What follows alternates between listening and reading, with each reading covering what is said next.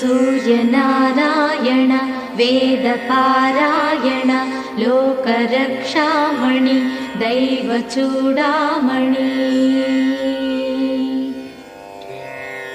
पद्मिनी वल्लभ वल्लकी गानलोल त्रिमूर्तिस्वरूपा विरूपाक्षनेत्र महादिव्यगात्र अचिन्त्यावतारा निराकार दीनापराकय्य ओ अय्य बुद्धान्त निर्धूत तापत्रयाभील दावाग्निरुद्रा तनुद्भूत निस्तार गंभीर संभावितानेक कामाज्यनीकंबुलंदाटि एकाकिनै चिक्की ఏ దిక్కునుగానగాలేకయున్నాడ నీవాడనో తండ్రి।